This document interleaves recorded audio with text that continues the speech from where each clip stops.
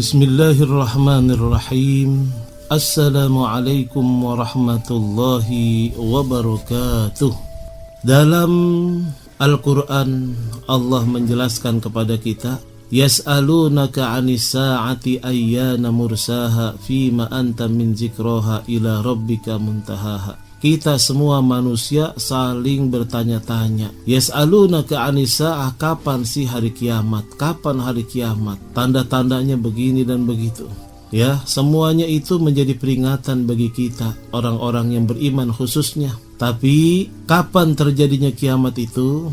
Ila rabbika muntahaha. Kita serahkan semuanya kepada Allah Subhanahu wa ta'ala. Yang penting adalah kita mempersiapkan diri, berdoa kepada Allah Jalla Jalaluhu supaya kita tidak merasakan dahsyatnya hari kiamat.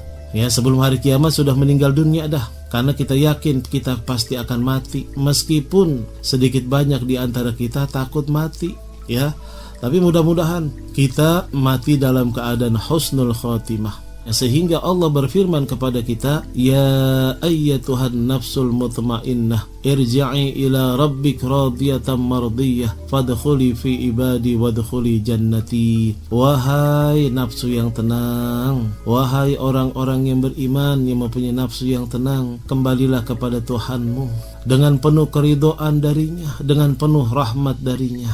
Fadkhuli, dan masuklah ke dalam deretan golongan hamba-hambaku, kata Allah. Wadkhuli jannati, dan masuklah ke dalam surgaku. Masya Allah, mudah-mudahan kita termasuk golongan orang-orang yang beriman, insya Allah.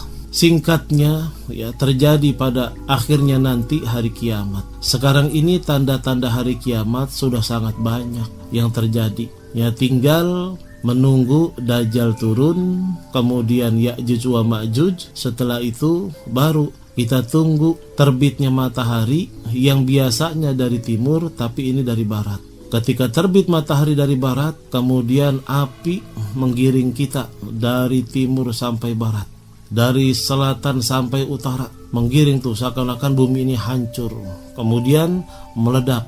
Semua yang namanya hidup mati. Kullu nafsin za'iqatul maut. Semua yang namanya hidup pasti mengalami kematian. Tapi pada hari kiamat tidak ada kehidupan. Ya, Allah berfirman, Kullu man 'alaiha fan wa yabqa wajhu rabbika dzul jalali wal ikram. Yang kekal hanyalah Allah. Semuanya fana, semuanya musnah, semuanya sirna, kecuali Allah Subhanahu wa ta'ala. Setelah hari kiamat, kemudian malaikat meniupkan trompet sangkakala. Ya, kemudian dibangkitkanlah kita. Baru nih yang menjadi pembahasan kita adalah Yaumul Ba'as, kebangkitan.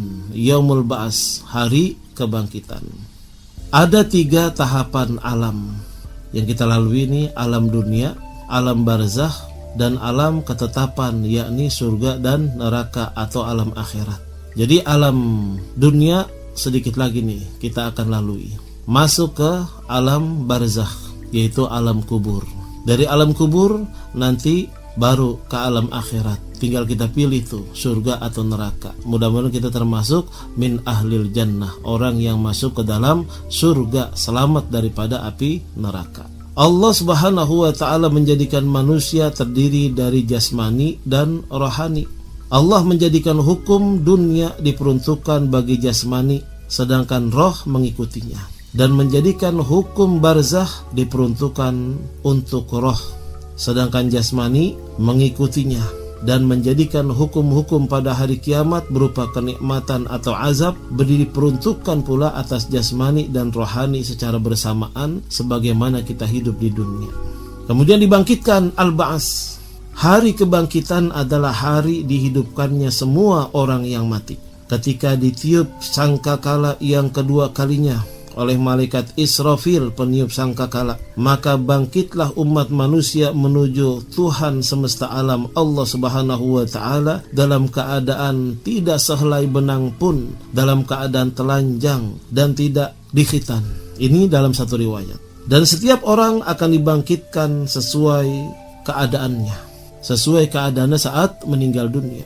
Allah Subhanahu wa ta'ala berfirman dalam surah Coba kita buka surah Yasin ayat 51 dan 52. A'udzu billahi minasyaitonir rajim. Wa nufikha fis suri fa idzahum minal ajdathi ila rabbihim yansilun. Qalu ya wailana man ba'atsana min marqadina hadza ma wa'adar rahman wa sadaqal mursalun. Dan ditiuplah sangkakala, maka tiba-tiba mereka keluar dengan segera dari kuburnya menuju kepada Allah Subhanahu wa Ta'ala Tuhan mereka.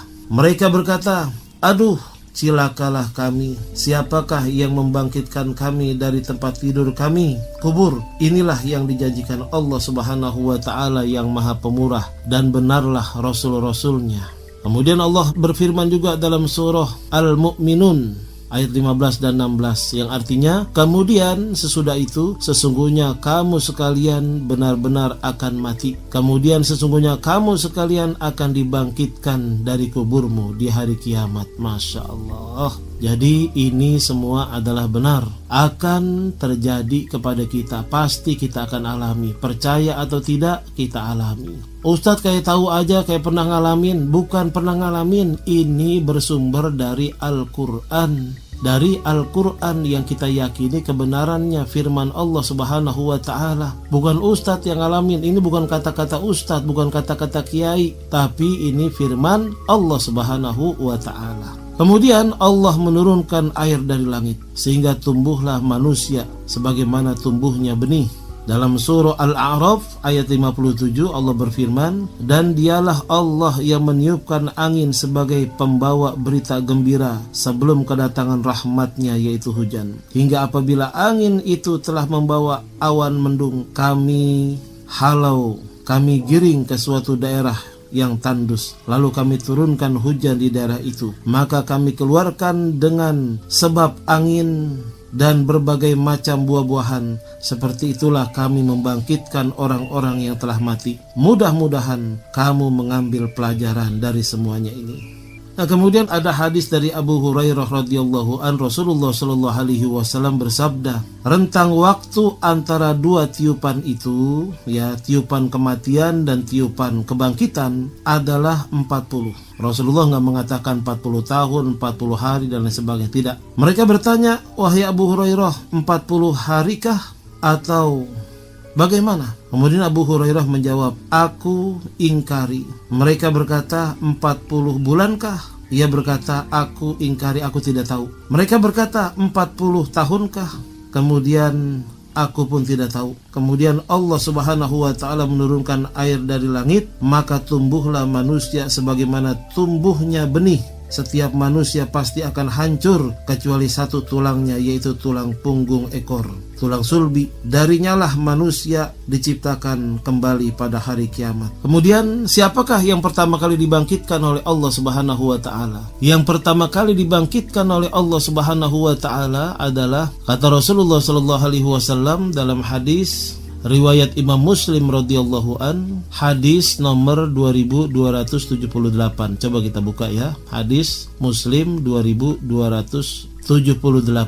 Bersabda Rasulullah sallallahu alaihi wasallam, ana sayyidu waladi adama yaumal qiyamah wa awwalu man yanshaqqu anhul qabr wa awwalu syafi'in wa awwalu musyaffa'in. Kata Rasulullah sallallahu alaihi wasallam, yang pertama kali dibangkitkan adalah aku, kata Rasulullah. Aku adalah penghulu anak Adam dan orang yang pertama kali dibangkitkan dari kubur, orang yang pertama kali yang memberi syafaat dan orang yang pertama kali akan diberi syafaat oleh Allah Subhanahu wa Ta'ala. Makanya kita harus banyak membaca salawat kepada Rasulullah sallallahu alaihi wasallam. Ya, man shalla salatan, man shalla salatan, itu man shalla alayya salatan sallallahu alaihi asyran.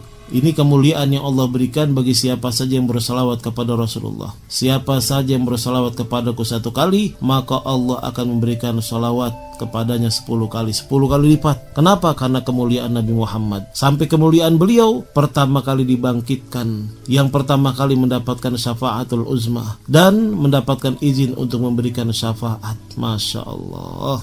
Allahumma salli wa sallim ala sayyidina Muhammad. Kemudian setelah dibangkitkan begitu tuh kan pada bingung. Almar'u yuhsyaru bi'amali. Seseorang itu akan yub'atsu wa yuhsyaru bi'amali, dibangkitkan sesuai dengan amaliyahnya, sesuai dengan amaliyahnya. Ya Allah, mudah-mudahan kita termasuk orang yang dibangkitkan dalam keadaan bergembira karena amal kita banyak. Insya Allah.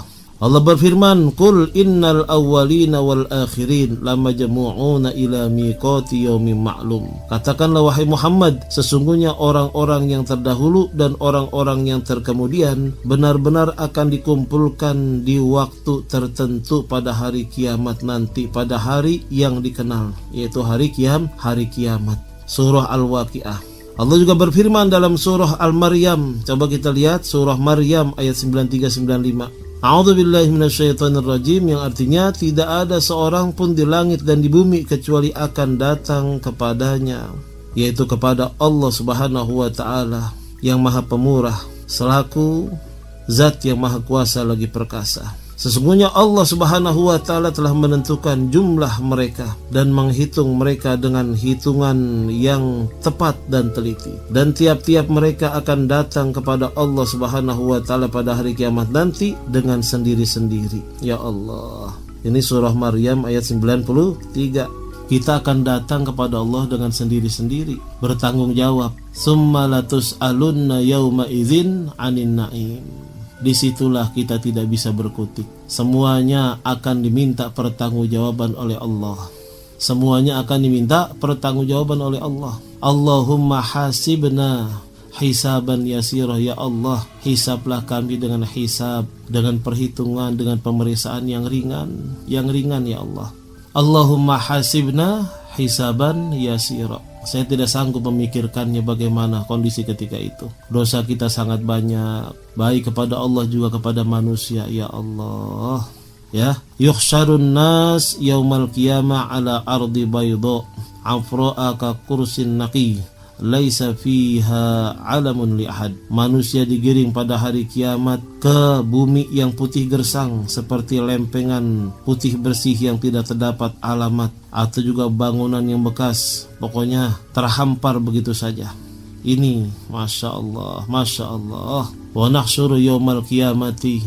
Ya Allah, mudah-mudahan kita yang dibangkitkan oleh Allah dalam keadaan bergembira, dalam keadaan farihin, bergembira karena amal kita. Ya Allah, jadikanlah kami orang-orang yang beruntung dari dunia sampai ke negeri akhirat. Bangkitkanlah kami dalam keadaan bergembira ya Allah, farhan masrura. Ya, ini terlalu tenggelam dengan bayangan yang sangat luar biasa ya. Sekali lagi, inilah hakikat kehidupan dunia kita, yang pada akhirnya kita akan mati, kemudian akan bertanggung jawab kepada Allah Subhanahu wa ta'ala. Ya Allah. Ya, kurang lebihnya dari saya Al-Fakir Haji Muhammad Amin Nasri, mohon maaf. Hadanallahu wa iyyakum ajma'in. Wassalamualaikum warahmatullahi wabarakatuh.